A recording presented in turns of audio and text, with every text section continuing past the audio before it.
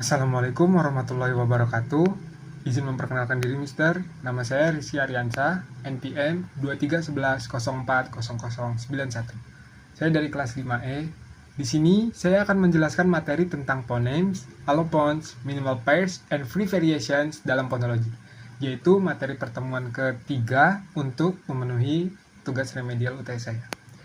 Yang pertama ada pengantar phonology.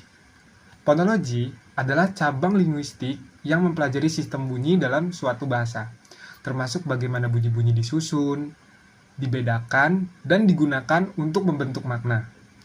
Yang kedua ada phonemes. Phonemes adalah bunyi yang bisa mengubah makna kata.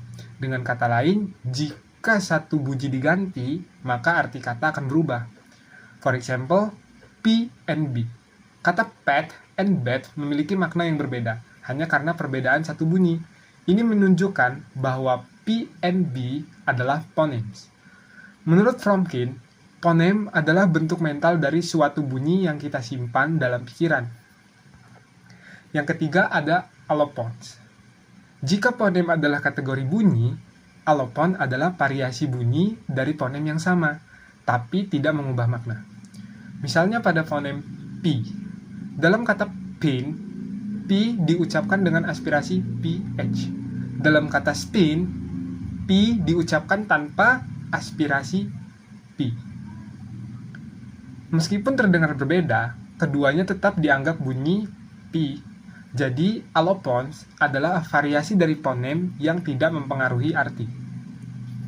Yang keempat ada minimal pairs. Minimal pairs adalah dua kata yang berbeda hanya oleh satu bunyi, dan perbedaan itu membuat maknanya itu berubah. For example, pet and bed. Pack, bag, pen, band. Minimal pairs membantu kita mengidentifikasi apakah suatu bunyi itu phoneme atau bukan. Yang kelima ada free variation.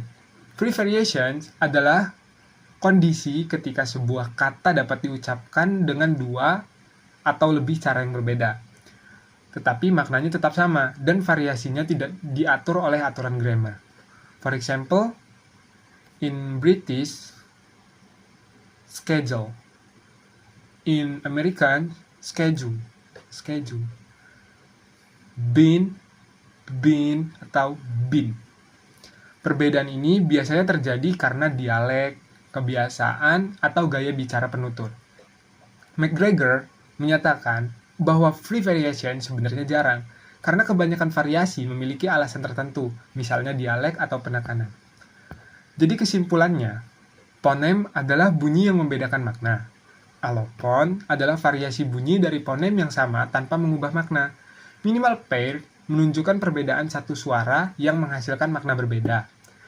And free variation adalah dua pelafalan berbeda yang tidak mempengaruhi makna. Terima kasih Mister. Mohon maaf apabila ada salah kata dalam saya menjelaskan. Semoga penjelasan ini memenuhi tugas remedial UTS saya. Saya akhiri. Wabillahi taufiq walhidayah. Wassalamualaikum warahmatullahi wabarakatuh.